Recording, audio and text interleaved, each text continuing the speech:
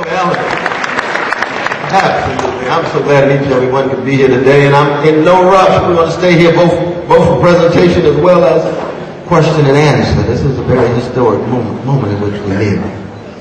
But I hope I say something that not simply empowers and enables and ennobles you, but most importantly unsettles you. Because this is an educational institution. Education in its deepest sense, what the Greeks call paideia, P-A-I-D-E-I-A, is about unsettling people.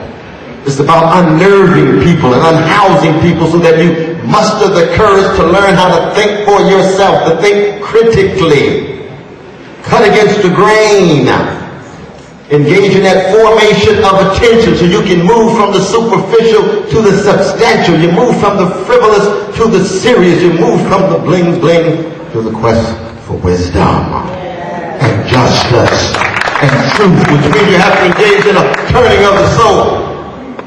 Bergen Community College is about trying to convince people to engage in a courageous turning of the soul so they engage the self with reality and morality and memory and history so that you become a mature person and become more decent and compassionate rather than living your life on the surface with truncated forms of materialism and hedonism and narcissism and rapacious individualism. No, we got to grow up, and we're living in a moment in the country right now.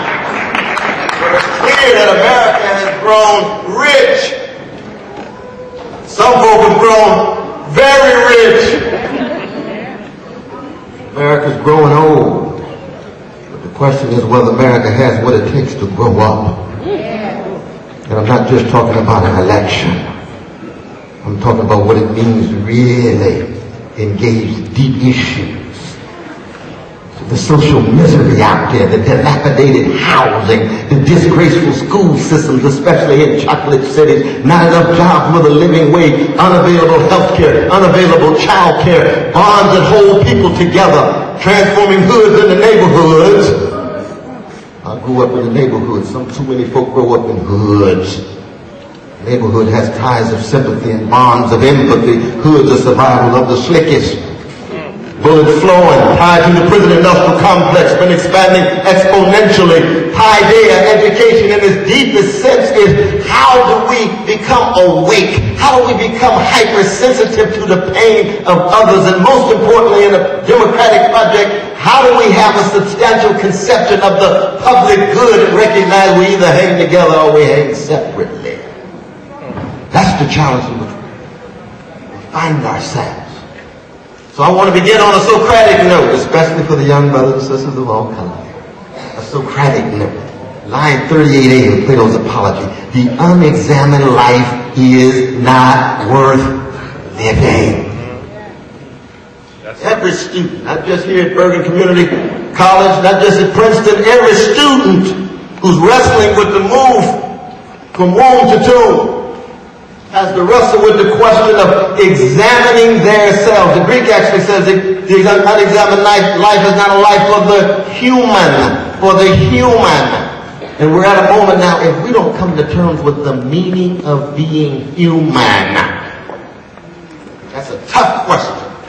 It's a frightening question, especially in a market-driven society so obsessed with buying and selling and making and mending and promoting and advertising. We don't have time to wrestle with deep questions of paideia and education, beginning with what does it mean to be human? So I'm going to throw this at you. What does it mean to be a featherless, two-legged, linguistically conscious creature born between urine and feces? That's who we are. Put on my three-piece suit if I want to and walk around like I'm some Professor X or Y. If it wasn't for my mama's love push that got me out, I wouldn't be here. And that's true for you too. One day your body and mine will be the culinary delight of terrestrial worms unless you're out for cremation. Death. And the fundamental question you will ever have to come to terms with is what kind of person will I be between womb and tomb? What kind of choice will I make in terms of character, integrity, magnanimity? What kind of legacy will I leave You're not here that long. No one gets out of space and time alive. And it means then that you have to learn how to die in order to live, even though in the end we all die. Education at the deepest level is about wrestling with dogma and assumptions and presuppositions that you have to let go. And when you let go of certain dogma and presuppositions and assumptions, that's a form of death so that you can be reborn and revitalized and undergo maturation. I know students here at this grand institution, you recall those moments when you leave your class and you recognize that your worldview rests on pudding. On pudding. You have been pushed so far against the wall after reading Shakespeare's Hamlet and Toni Morrison's Beloved that you can't take it. It hurts. You've got to examine yourself. When you give up certain assumptions that you have, it's a form of death. You to be reborn, better.